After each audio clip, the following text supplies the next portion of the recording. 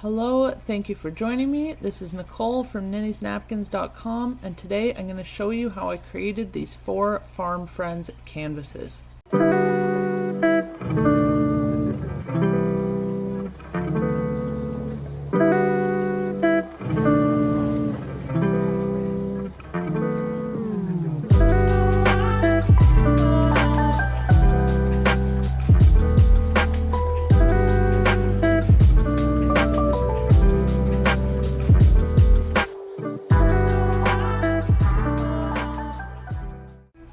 So here are some of the materials that you're going to need for this project. You'll need some Farm Friends napkins, you're going to need a dictionary or another old book, an 8x8 canvas, TCW matte gel medium, country chic paint, a good brush, and a number stencil. So I have here a fairly large dictionary, but as you'll see in a moment, oh look, a leaf. The pages don't completely cover my canvas. It is an 8" by 8" canvas, so it's kind of hard to find a book large enough to cover that. But because these are dictionary pages and they have these really tidy columns with a line in between the columns, it's really easy to piece 2 pages together pretty flawlessly, pretty seamlessly. You'll never know that I pieced 2 together by the time we're done. You could use other types of old books for this project, or you could even rip up pieces of pages and glue them down. You could mix and match assorted different books and fonts. Would be a really cool effect as well. So I forgot to show the part where I actually cut the dictionary page. So this is 2 pages now, but you see I cut off kind of the excess like the white edge of the page on the right, so I cut it right up against one of those columns so that I could line it up over top of the page on the left. You'll see there, see? And that just makes them look like one page. So now I'm just making sure that the canvas gets completely covered with text, because that's the look that I want. And now I'm going to cover the face of this canvas completely with gel medium. As I said, this is a matte gel medium, so if it gets in places where it's going to be visible, you really won't see it once it's dry because it is completely matte. So making sure I have really good coverage. You can be quite generous with this, and I don't want any dry spots because that will just create bubbles later on. So a really nice even coat of gel medium is important. Now I've only put it on the face of the canvas so far, and I'm just smoothing out my page.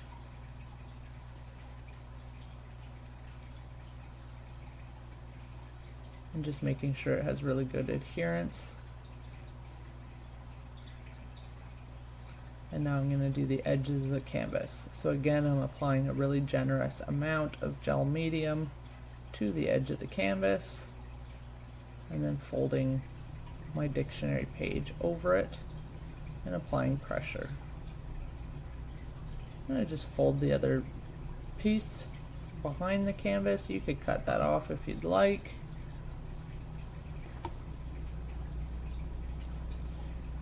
Now I'm doing the top of the canvas, and I'm going to neatly fold over the page, kind of like a present.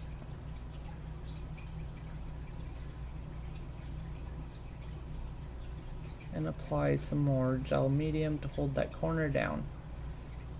Now because these pages are so thick, it's going to resist staying down, so I'm going to actually apply some gel medium right over top as well, and use the brush to really kind of push everything down. And once again, this is a matte finish once it's dry, so you will not see this whatsoever later on. And I'm going to just do the same to the bottom of the canvas.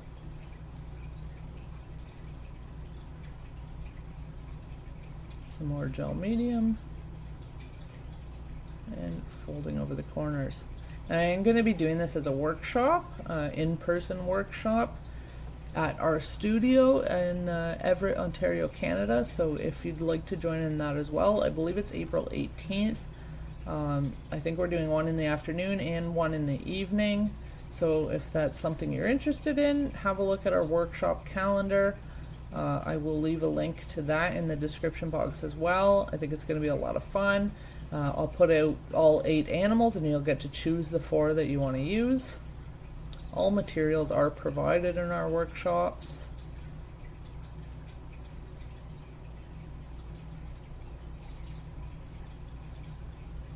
But I know that many of you are much too far away to join our workshop, so I'm trying to offer as many as I can as YouTube tutorials as well.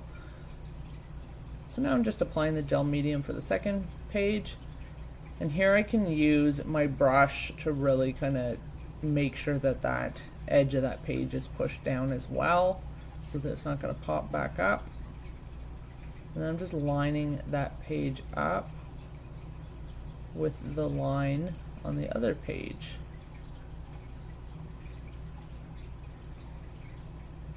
And then applying a generous amount over that edge of the page.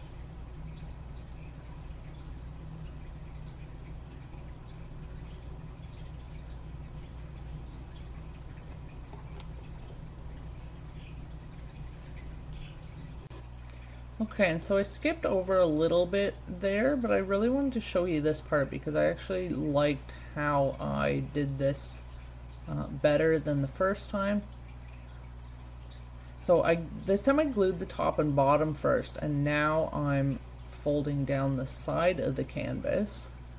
And then I'm going to do both of the corners at the same time, and I'm going to fold them both down onto the side.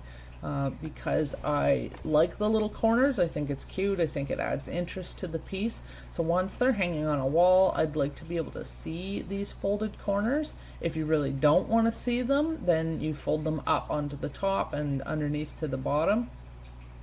But I think this was just a little bit easier, so this is how I'll be teaching it in the class.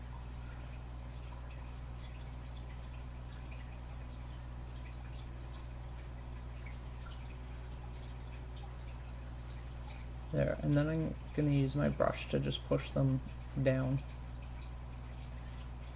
Lots and lots of gel medium there. Might be kind of hard to tell in the video, but I am quite generous with the gel medium. There. So now that just has to dry for a little while. And I've come back now, I think it's dry. Oh no, I'm going to put a little bit of gel medium on these pages on the back. Like I said, you could cut them off. Nobody's ever going to see the back of the canvas, so it's totally up to you.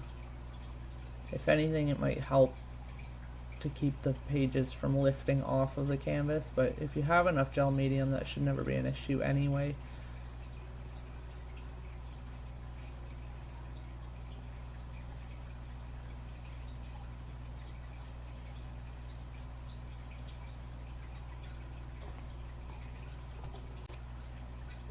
Okay, so my canvas is completely dry now, and the next step is to apply some paint.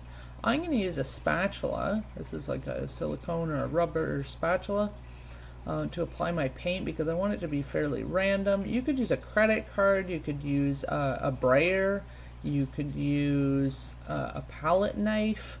Really, you could even use a brush. Although I like the effect that my spatula gives, and I'm not trying to be perfect here by any means, but I am going straight up and down and then straight side to side, no diagonals. And I don't really have an explanation for why, but it will just look better. And I've made sure that some spots are really thin, some spots are thicker. And now it's time to cut out my cow. Now normally when I do decoupage, I don't use scissors. I water cut with a brush. If you've ever seen any of my other decoupage videos, you'll know exactly what I'm talking about.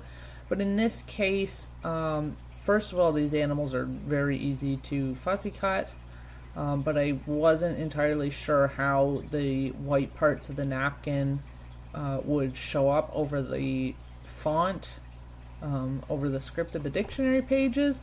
So I thought better safe than sorry, I'm just going to cut them out completely. There, zoomed in a little bit for you so you can see that a bit better. Now, this isn't always the easiest thing to do. I'm using a very sharp pair of scissors. These are actually, I think, Cricut scissors. They came with my Cricut machine.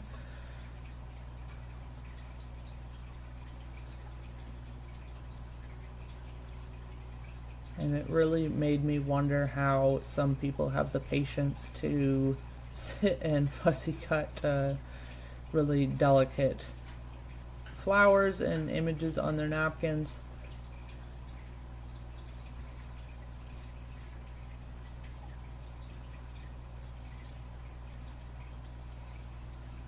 Maybe there's a trick to it, I'm not sure.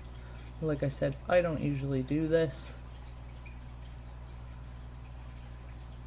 I'm losing a little bit of fluff on his ear, but nobody will ever know that it's missing.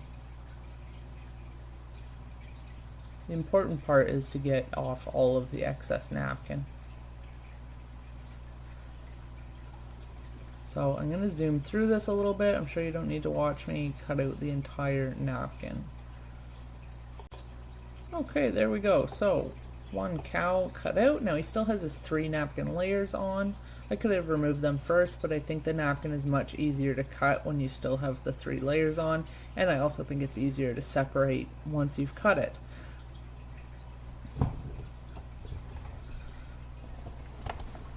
It's important to make sure that you've removed both backing layers. All good quality napkins have 3 total layers. Sometimes both layers, the 2 white layers, will come off together. So yeah, it's just important to check and make sure. I always tell people in our classes that the easy way to tell if you've got the second white layer off is if the image, the napkin image, shows through almost as bright on the back of the napkin as it does on the front, then you know you've got both layers off. So now I'm going to do my stenciling first before I glue down my cow. And I'm using this cool number stencil from TCW. Unfortunately, we don't carry it anymore, but it doesn't have to be a number stencil either. You could put words here, you could print off a sentiment, you can put the words farm or cow, and I had thought about doing that before I found this cool stencil in my stash. You could, if you have some letter stencils, I'm sure you can easily find a number stencil. I'm also using a Stamperia stencil brush, and I'm using Country Chic's paint in the color licorice, but you can use any water-based or acrylic paint. And I've gotten most of the paint off of the brush onto some scrap paper. You really want a dry brush when you're stenciling, or else you're going to get bleed through. And then I'm just swirling my stencil brush, and there you can see I got a really nice clean image.